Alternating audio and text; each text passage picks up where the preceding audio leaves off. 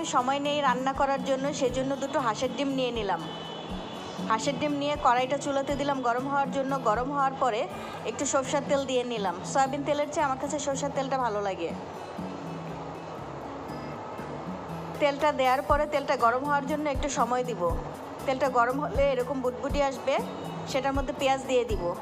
পেঁয়াজটা কুচি কুচি করে নিলে পেঁয়াজটা মিক্স হতে সময় লাগে না, রান্নার মশলাগুলো ভালো করে মিশে যায় পেঁয়াজের সাথে।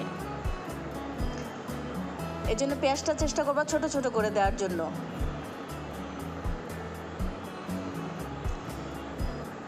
পেঁয়াজটা দিয়ে তারপরে হালকা নাড়াচাড়া করতে থাকবো, যেন পেঁয়াজটা লেগে না যায়, সবগুলো পেঁয়াজ যেন একরকমভাবে হয়ে আসে। আর চুলার জাল কম থাকলে রান্নাটা ভালো হয় না, হয় তরকারি পুড়ে যায়, না হয় কাঁচা থাকে। একটু সময় নিয়ে রান্না করাই ভালো। যখন দেখলাম পেঁয়াজটা হয়ে আসছে, সেটার মধ্যে আমি একটু আদা বাটা রসুন বাটা দিয়ে দিলাম। রান্নাটা যেহেতু অল্প, আদা রসুন বাটাটাও অল্প করেই দিলাম। ভালো করে মিক্স করে নিলাম।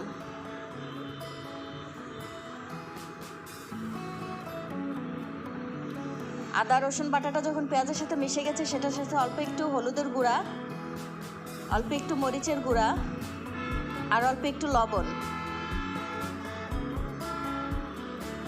লবণ ছাড়া কিছুই স্বাদ লাগে না, কিন্তু খেয়াল রাখতে হবে লবণ যেন বেশি নাও হয় কমও না হয়।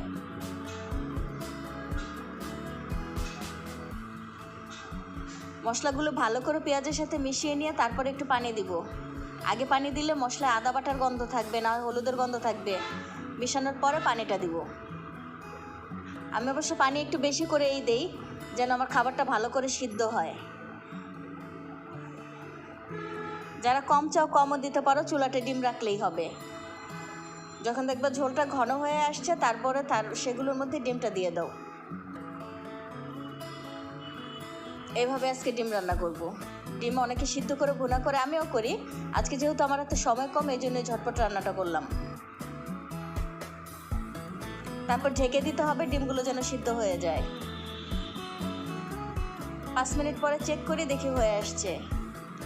এখানে আমার একটা ডিম সিদ্ধ করা ছিল, সেটা আমি দিয়ে দিছি।